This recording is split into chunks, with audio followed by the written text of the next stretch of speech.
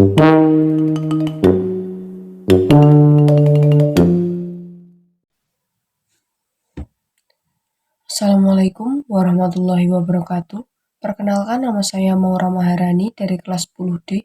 Saya akan mempresentasikan Kerajaan Jenggala. Dimulai dari latar belakang, Kerajaan Jenggala adalah kerajaan bercorak Hindu-Buddha yang pernah berdiri di Jawa Timur. Kerajaan ini merupakan salah satu dari dua pecahan Kerajaan Kahuripan yang diperintah oleh Erlangga.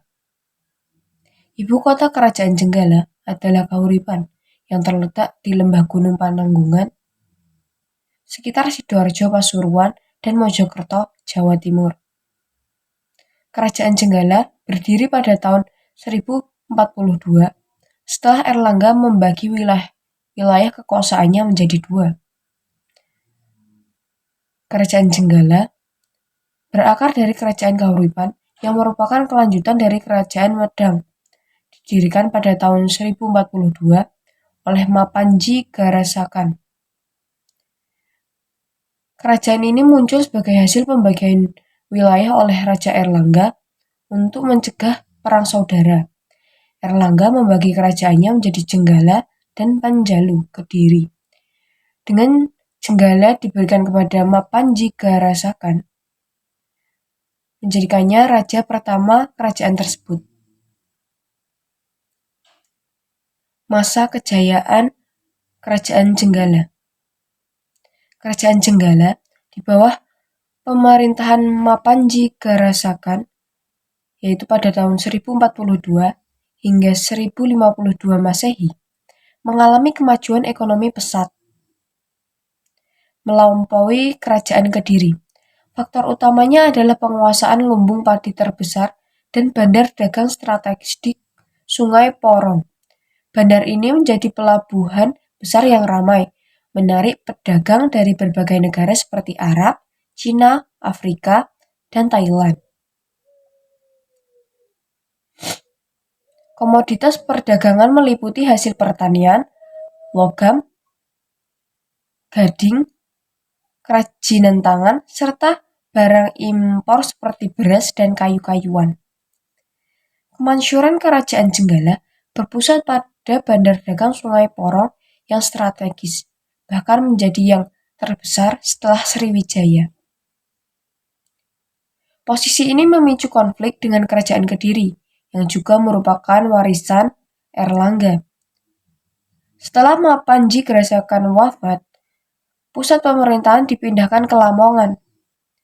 Namun, Kerajaan Jenggala mengalami kemunduran akibat serangan Kediri yang akhirnya melenyapkan kejayaannya. Masa kemunduran Kerajaan Jenggala. Pembagian kerajaan oleh Erlangga ternyata tidak membawa penyelesaian. Pasalnya, Kerajaan Jenggala dan Panjalu atau Kediri terus terlibat perang saudara karena sama-sama ingin menguasai. Pada tahun 1130-an, Kerajaan Jenggala harus menyerah dan mengakui keunggulan Panjalu. Berdasarkan prasasti Ngantang, Kerajaan Jenggala ditaklukkan oleh Kerajaan Panjalu ketika berada di bawah kekuasaan Raja Jayabaya. Sejak saat itu, Kerajaan Jenggala menjadi bawahan Kerajaan Panjalu atau Kediri. Berdasarkan penafsiran beberapa sumber, terbuka kemungkinan bahwa Kerajaan Jenggala tersebut telah mengalami kemunduran akibat bencana alam berupa erosi dari gunung-gunung lumpur. Kerajaan Jenggala relatif berumur singkat. Kemungkinan besar tidak sampai 2 dekade. Dari masa pemerintahan Mapanji Garasakan, yaitu pada 1042, hingga raja ketiga yakni Samarotsaha yang diperkirakan berakhir pada 1059 Masehi, tidak banyak sisa peninggalan Kerajaan Jenggala. Salah satunya adalah Candi Prada di Dusun Reno Pencil, Kabupaten Sidoarjo, Jawa Timur. Sayangnya, candi yang berisi arca Ganesha, Batara Siwa, Semar, patung katak, dan batu Linggayoni ini mengalami kerusakan dan tidak banyak peninggalan sejarah yang bisa diselamatkan. Peninggalan kerajaan Jenggala ada 6. Salah satunya yaitu Prasasti Banjaran. Prasasti Banjaran merupakan prasasti tembaga yang bertarikh 974 Saka atau 31 Agustus 1052. Isinya adalah pemberian anugerah dari Raja Mapanji Alanjung Ayes. Raja Alanjung Ayes memberikan anugerah kepada Raja Bawahan di Banjaran karena telah berjasa membantu raja dalam usahanya untuk merebut kerajaan Jenggala. Isi prasasti ini mengindikasikan adanya perebutan kekuasaan di kerajaan Jenggala sendiri. Yang kedua ada Prasasti Sumengka. Prasasti Sumengka bertarikh 981 Saka atau 31 Maret 1559. Prasasti ini dikeluarkan oleh Sri Maharaja, Raja ketiga Kerajaan Jenggala. Dalam prasasti ini, Raja menyebut dirinya dijadikan anak oleh Raja almarhum. Para ahli menduga bahwa Raja Samarot Saha adalah menantu Erlangga karena menyebut dirinya dijadikan anak oleh Raja almarhum. Yang ketiga ada Candi Prada. Candi Prada terletak di Dusun Reno Pencil, Kabupaten Sidoarjo, Jawa Timur.